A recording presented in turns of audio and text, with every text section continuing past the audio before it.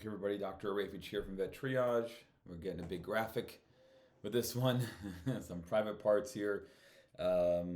May 2022 edition of Veterinary Surgery. And we are talking canines. This is a cadaver study.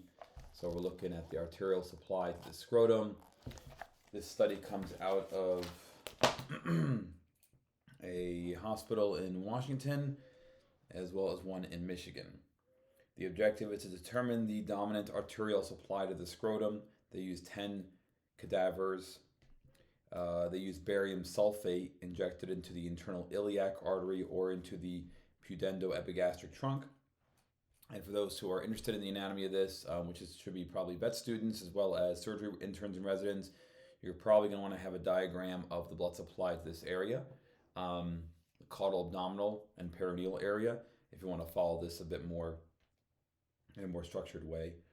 So the results found the dominant blood supply to the scrotum was consistently identified as arising from the ventral perineal arteries originating from the internal pudendal arteries coursing ventrally and cranially toward the caudal scrotum before terminating as the dorsal scrotal arteries. The blood supply to the cranial scrotum was more limited as only the cranial border of the scrotum was perfused by the ventral scrotal arteries. Conclusion: the dorsal scrotal arteries appear to supply a larger area than the ventral scrotal arteries. Clinical significance: you can use a scrotal flap using the caudal-perineal skin as the main cutaneous pedicle to reconstruct defects located on the caudal, medial, and lateral thighs in dogs. Such a flap should be based on the caudal blood supply, and the base of this flap should be located caudal to the scrotum to preserve its main blood supply. All right, introduction. Closure of large perineal wounds may require the use of skin flaps, including subdermal flaps, subdermal plexus flaps, or axial pattern flaps. The axial pattern flaps incorporates a direct cutaneous artery and vein at their base, which allows incorporation of a larger surface area of skin in the flap design. Axial pattern flaps have also been associated with the most consistent survival, with 95% in one study, whereas a survival rate of 53% was reported in flaps without direct cutaneous vasculature. In dogs, axial pattern flaps used to reconstruct wounds in the perineum and proximal thigh region have included the caudal superficial epigastric flap, the dorsal branch of the deep circumflex iliac flap, the vulvar flap in females, and the lateral caudal flap.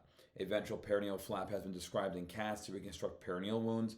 The caudal superficial epigastric flap and the deep circumflex iliac flap, although reliable in most patients, require extensive incisions due to the distant location of their base. 1 second.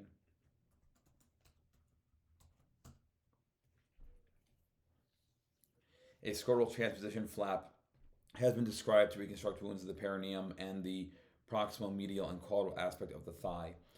Excellent flap survival has been seen. The scrotal pedicle flap was used to cover defects created by tumor excision in the perineum or caudal and medial aspects of the thigh.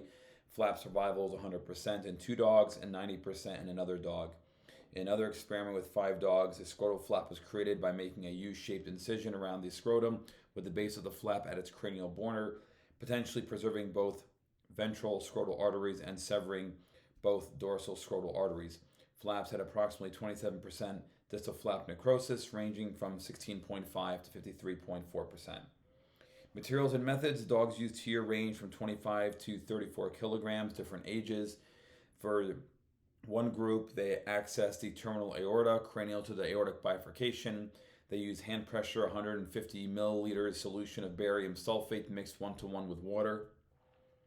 And then in the other group, they used the external inguinal ring. The cranial aspect of the ring was incised to expose the pudendo-epigastric trunk and deep femoral artery. Hand pressure, 25 ml solution of barium sulfate, 1-to-1 with water.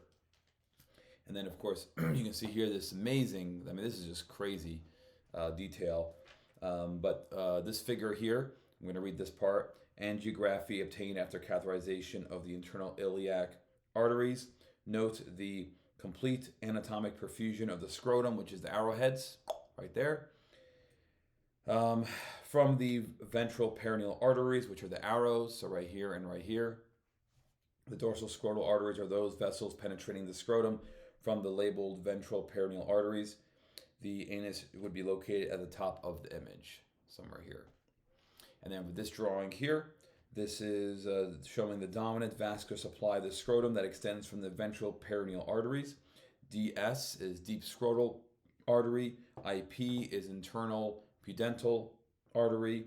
VP is ventral perineal artery. And then for this picture over here, angiograph obtained after catheterization of the pudento-epigastric trunk. The arrowheads show the scrotum right there from the ventral scrotal arteries, which are the arrows. And then finally, this picture here, note the dominant blood supply from the dorsal scrotal arteries. DS is dorsal scrotal artery. E is this caudal superficial caudal superficial epigastric artery. P is the EP is the external pudental artery. VS is ventral scrotal artery. Oh, there it is, ventral scrotal artery. And then VP, ventral perineal artery. So left and right internal pudental arteries at the ischiorectal fossa gives rise to the ventral perineal arteries. The left and right ventral perineal arteries run sagittally along the lateral aspects of the penis and over the penis within the skin, extending from anus to scrotum. Arterial branches flanked the scrotum, representing the dorsal scrotal arteries, extended from the left and right ventral perineal arteries, and gave rise to an extensive plexus of vessels that covered the entire scrotum. Discussion. The internal pudental artery arises from the internal iliac artery, courses caudally through the pelvic canal, and in males gives off prostatic artery at the level of the levator ani, and subsequently the caudal, rectal, and ventral perineal arteries, either separately or as a common trunk. The ventral perineal artery travels superficially to supply the skin and fat just dorsal to the ischial plateau in the pelvic outlet region. It leaves this region and courses distally and ventrally over the perineum towards the scrotum to become the dorsal scrotal branch. The deep femoral artery arises from the external iliac artery with the pudento-epigastric trunk forming its major intra-abdominal branch. The pudento-epigastric trunk gives off the caudal epigastric artery before exiting the abdomen as the external pudental artery through the inguinal canal, then bifurcates terminally into the caudal superficial epigastric, coursing cranially, and the small ventral scrotal branch which courses caudally toward the scrotum. The vascular supply to the scrotal skin is derived from the ventral scrotal arteries that arise from the external pudental artery. The cremasteric artery arises from the deep femoral artery, and the dorsal scrotal arteries that arise from ventral perineal arteries of the internal pudental artery. The draining veins follow the same course but in reverse. The branches of the ventral scrotal arteries and the dorsal scrotal arteries anastomose to supply the scrotal tissue from the cranial and caudal aspects respectively. The ventral scrotal branch has been reported to be extremely small or actually absent in some dogs. The scrotal blood supply courses superficially to the parietal layer of the tunica vaginalis and is also within the dartos fascia. Based on the robust caudal anatomic perfusion noted in this study, it could be hypothesized that the flap could be islanded and survives purely on its vascular pedicle, but more studies are needed. In the light of the results of this study, they found evidence that justifies further consideration of using scrotal skin as an extension of the ventral perineal flap, and this flap could be considered as a viable axial pattern flap in most dogs. Based on the angiograms made in this study, the flap border should be about 2.5 to 3 centimeters lateral to the midline in the large breed dogs, or at least the same width of the scrotal pouch to follow the rule of thumb for creating axial flaps. These incisions can be extended to just dorsal to the ischiatic table without concern for transection of the important vasculature. The distal border of this flap is the cranial edge of the scrotum. This large flap is served by 2 large vessels, left and right ventral perineal arteries, with evidence of macroscopic communication between left and right dorsal scrotal arteries in the perineal skin. They also noted anastomoses between the dorsal and ventral scrotal arteries in the scrotal skin. Survival of the extremity of the scrotal skin will be dependent on the choke vessels opening up from the right and left dorsal scrotal arteries into the angiosome previously perfused by the ventral scrotal arteries. They chose barium sulfate over other iodinated contrast agents because it's standard experimental protocol in other published studies in dogs and cats.